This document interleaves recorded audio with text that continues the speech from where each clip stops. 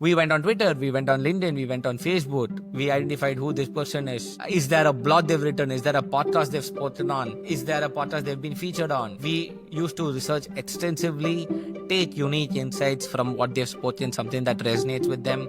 It always need not be something official or professional. It can be something slightly on the personal side if you do tastefully. In the PS, you can find out that he's a gamer or a gamer, and you can try to establish a middle ground. So that's what we did. We did a good job in terms of getting conversation. He's a lawyer by education, and in his own words, he hasn't practiced law in a single day in his life. Also the host of GTM Talk podcast. He's the go-to-me for GTM. He's the GTM guy. How much money can you spend on Google? Or CPC is increasing by the day. There's more competition coming. Other companies are raising funds. You need to know who you're going against. You need to know how much money you can spend. You need to do things that are not scalable. To get your first 15, 20 customers, it's probably only going to be outbound. It's not going to be inbound. If you don't know outbound, how to do outbound, you need to learn how to do outbound. How big was the market in terms of number of customers potentially? How much time it took for you to start getting this inbound? How the sales and marketing team was and how it grew from 0 to 1? Let's hear it from Aashish, his journey from 0 to 1 and how he will drive it for upcoming companies as well. Hi Dhanyal, thank you so much for having me on this podcast. You're doing a really cool stuff with AI, so I think I'm following you on LinkedIn all the time. The AI rap video definitely stood out. Like I learned a lot from that. So great work there.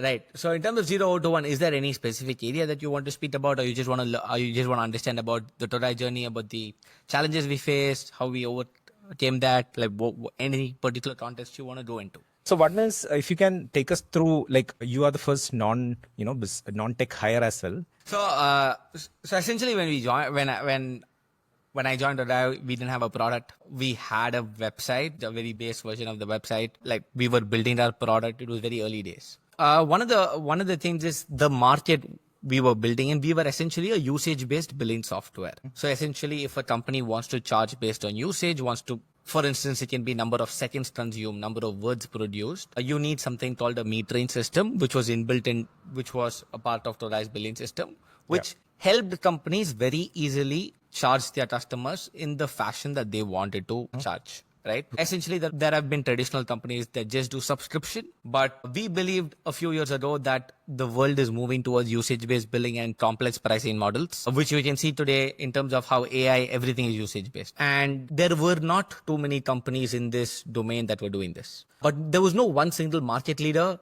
for usage-based billing. Everybody was starting around plus or minus 12 months. Mm-hmm. Right? Everybody started pretty much around the same time. Maybe 16 months plus or minus 15 months. A lot of companies have come in the recent past. The biggest advocate for usage-based pricing, or the catalyst for usage-based pricing, has been AI. Everything in AI is usage-based. Like for instance, you take V0. If you use V0, you get charged $20, and then you get charged based on how much you consume. That's essentially what Togai solved for. So because it was a market, there was no established market. We were creating the market. So the challenges that came with that were many. One, there was no market, which means there were no people. Actually, a lot of people were not searching for this. If it was a traditional tool, then you already have market just to ride on, and you can take advantage of that. There was no market. We were a brand new company out of India. Nobody had really heard of us. So what did we do in terms of 0 to 1, in terms of all of this, is we knew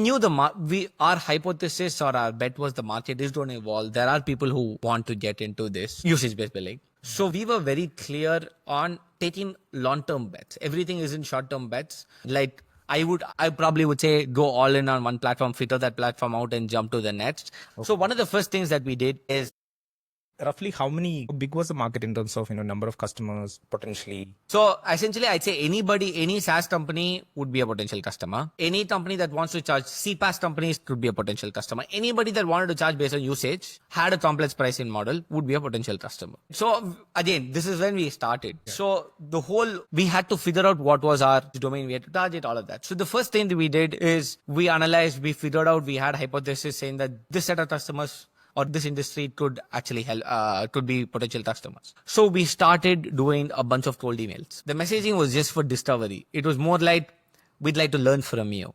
We'd like to showcase what we're building and get your feedback on it. It was never to sell. It was like, you're a mentor, you're an expert in this industry. We are somebody who's building the solution. We just need 30 minutes of your time to learn from you. That was the tonality of the messaging. And we did this day in and day out.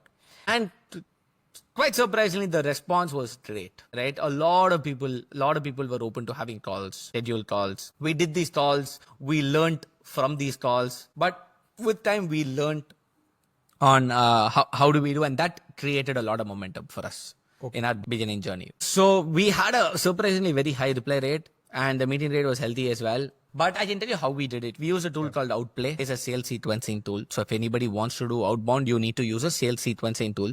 So essentially, today everybody is talking AI agents. Everybody is talking automation. I don't think that is the way to go in terms of outbounding, right? The only way to do outbound today is if you have a unique insight, or essentially, why would somebody want to come on a call with me? They would want to come on a call with me if I'm showing initiative, that I've done extensive research about them and I've taken the time out to actually write that email. Then somebody would be probably open to come to me, have a call with me. Right? All our emails were personalized. Every single email that we sent, sure, the follow-up emails could be automated.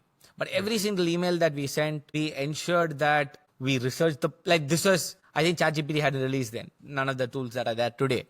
Again, this is not too long back. This is like 3 years back or 2 years, 10 months ago, right? So we had to, essentially, we went on Twitter, we went on LinkedIn, we went on Facebook. We identified who this person is, is there a blog they've written? Is there a podcast they've spoken on? Is there a podcast they've been featured on? We used to research extensively, take unique insights from what they've spoken, something that resonates with them. It always need not be something always official or professional. It can be something slightly on the personal side if you do tastefully. Like you can have an email where you taught, and in the PS you can find out that he's a gamer, you're a gamer, and you can try to establish a middle ground. Right? So that's what we did. And we did a good job. We did a good job in terms of getting conversations. We spoke to a lot of people. We spoke to a lot of people, and that was happening on one side. So we can't just rely on that. So we had to build different GTM motions. We had to build an inbound motion. Outbound was happening on one side. See, essentially, we were a small company. Our entire marketing team was literally 4 people. It was not a very big marketing team or anything. So we said, we want people to visit our website. We want to get inbound. Let's track inbound as a channel. How do we do that? So again, the easiest thing that anybody can do is start running Google ads. Again, you need to keep in mind that we had not raised too much money. We didn't want to blow money up just on running ads. We want to run ads. So what we did is we wanted to start doing SEO. Again, SEO is changing almost every week now. So back then we had no domain authority. We were a brand new domain. There were the keywords that we wanted to rank on were highly competitive. A lot of challenges like that. So the approach that we took is we said, velocity is most important for us. So one of the things that Google rewards you on, again, all of this has changed in the recent past, but velocity of content. How many articles are you putting out? Again, the articles need to be half decent, no doubts there. But how many articles articles that are relevant can you build? So the approach that we took is we wanted to create topical authority around different areas that resonate with us. Topical authorities, you want to essentially in management. You write about all the subjects around subscription management over and over again. They obviously can't overlap. It needs to be adjacent topics around the main subject that you want to write. You build something called topical authority. Once you build topical authority, the time taken for your article to rank when you start writing after, let's say, X amount of months will be much shorter than it would take otherwise. And Google will add weightage. Google will see that, okay, this company has topical authority or is an expert when it comes to subscription management, when it comes to usage-based pricing. So when they write an article, the value of that is a lot more than probably another person writing. That is topical authority. And we want to build topical authority. We built topical authority. We published, I think, anywhere between 15 to 20 articles in a month. And we started ranking for some keywords. Inbound slowly started working. So our entire marketing was around experiments. We were big believers of experiments. And I think that is the future as well. That is the present. That's the future. So everything that we did, we measured.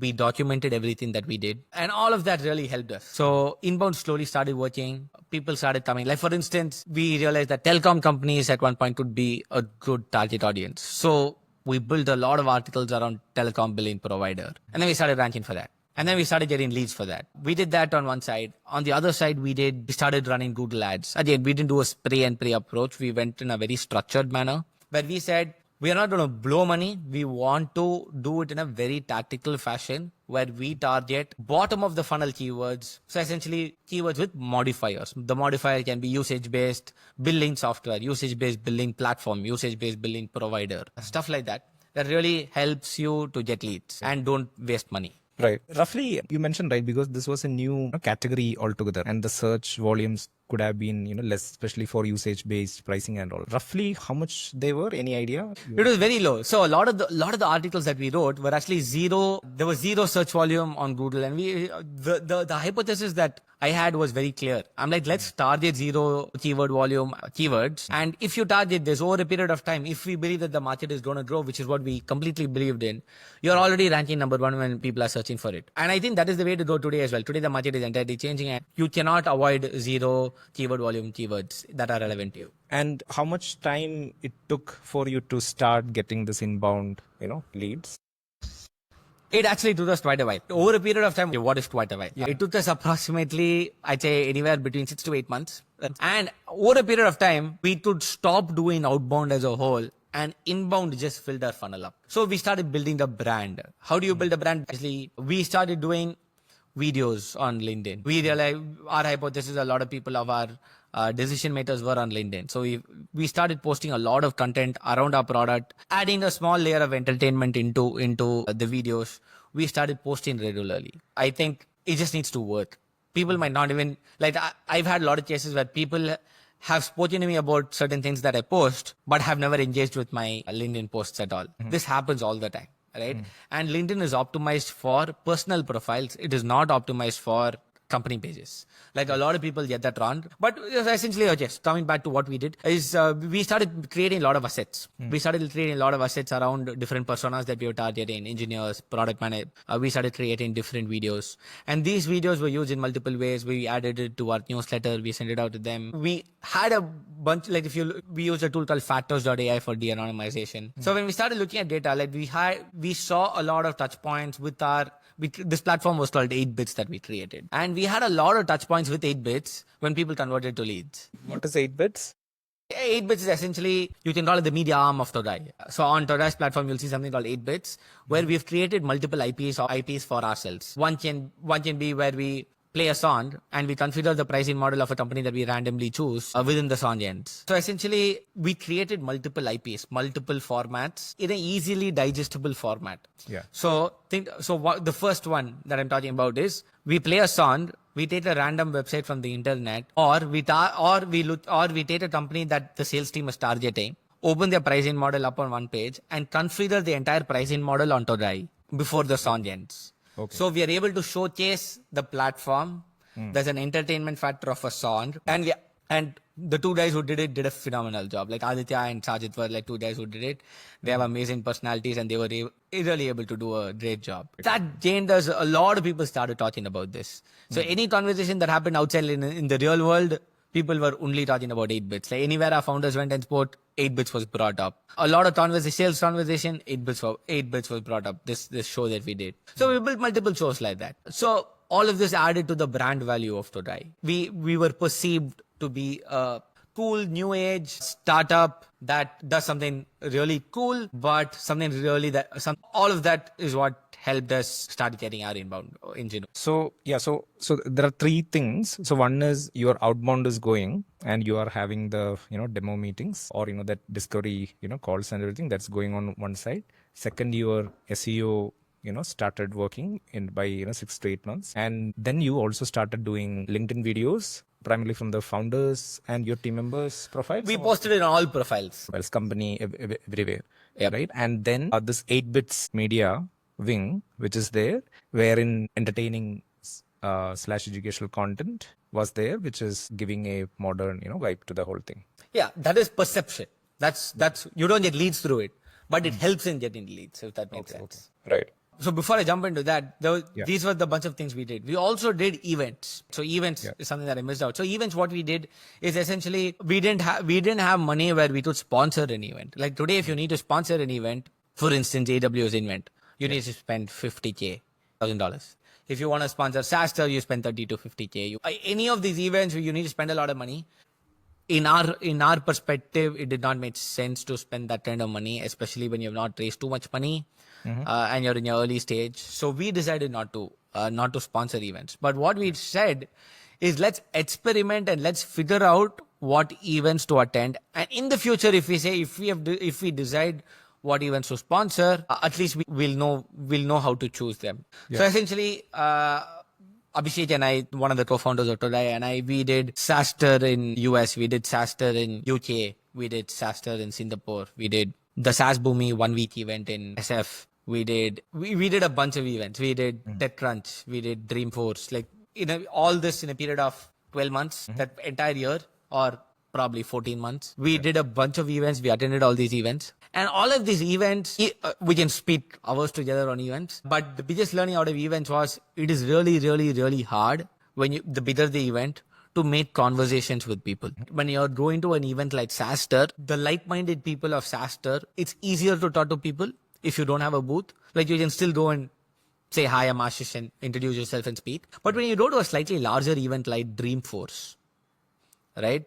The only way you can connect with people is through booths. There is literally no other way you can connect with people. So it's very, very hard to speak to people if you don't have a booth. But events, when we went to events like SaaS Boomi, I had a lot of interesting conversations with a lot of people. All of it, we had, through these events, we got leads as well. So it was a culmination of things in terms of pipeline that helped us, which is, like you said, SEO, paid ads, outbound, events, all of this culminated into us having our week booked out with meetings. Basically, our inbound engine, I would view it as an inbound engine. I wouldn't view it yeah, sure, you can assign values. But eventually what happened is our outbound, we had enough inbound that we didn't necessarily have to do outbound.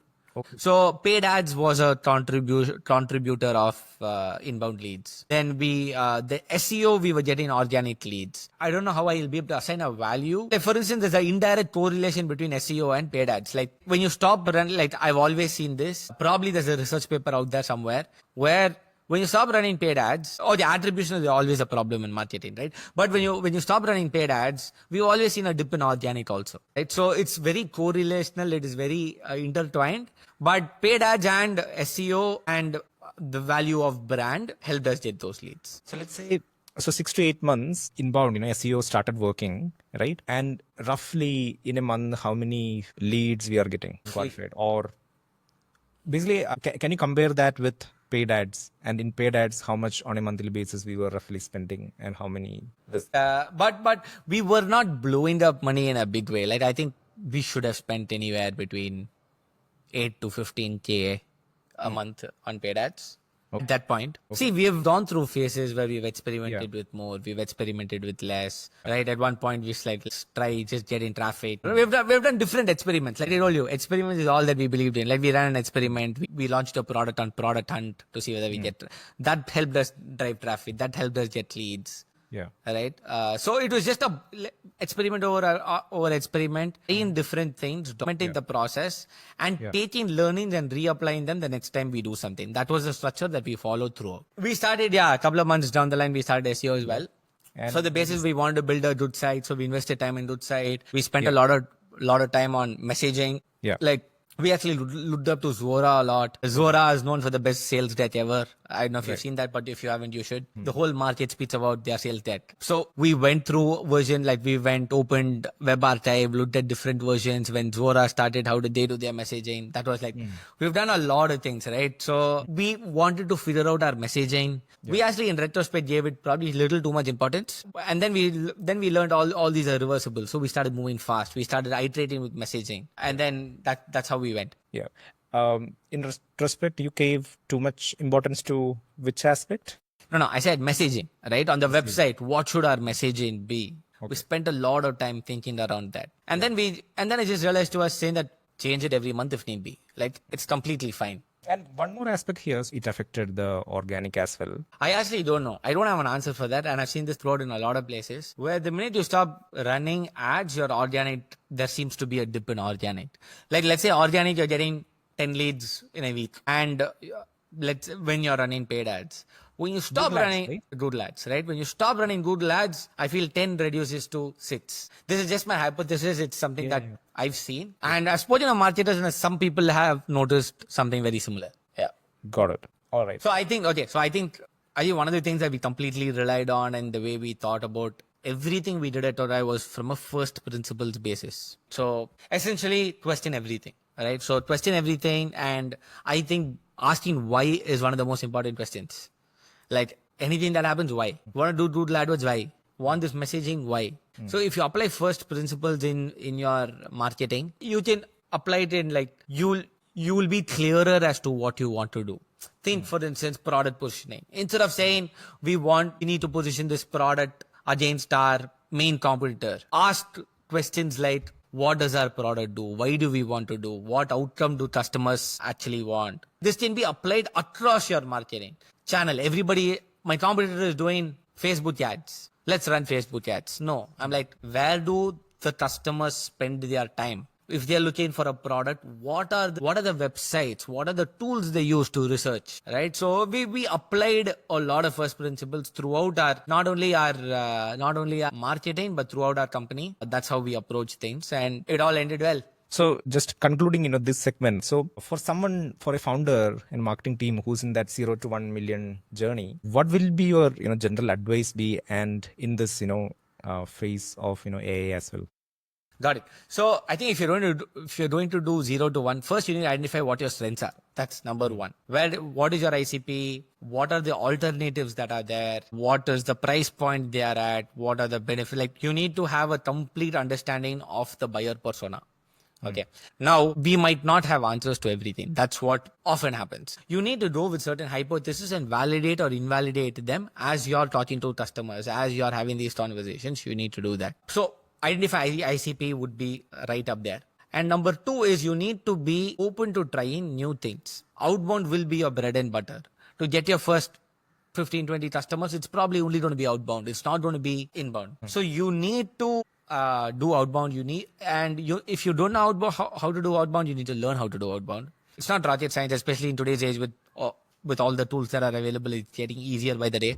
And if you need to ask a favor, speak to your friends, speak to your family, speak to somebody who knows somebody to get those initial set of customers. Figure out what channels. Like if you're a bootstrap company, you need to identify you cannot do everything. People think SEO is free leads. SEO is not free leads. SEO is expensive. SEO, you need to invest money either into an agency or you need to hire a marketing team that does SEO like SEO head. So end of the day, it is spending money. It's just that you don't pay a monthly bill like Google AdWords where you spend on a cost per click basis or cost per conversion basis, right? But it is money. So you need to figure out what channel you want to activate. Like for instance, it might not even be that just because other companies are doing SEO and Google Ads doesn't mean you need to do that. For instance, channel partnerships might be the way to go. Channel partnerships is what is getting them majority of their business. Don't do any other marketing. Keep it simple. Activate 5 more channels just like the one that's working for you. Right? That's all you need to do, especially if you're a bootstrap startup. It's even harder. How much money can you spend on Google? Your CPC is increasing by the day.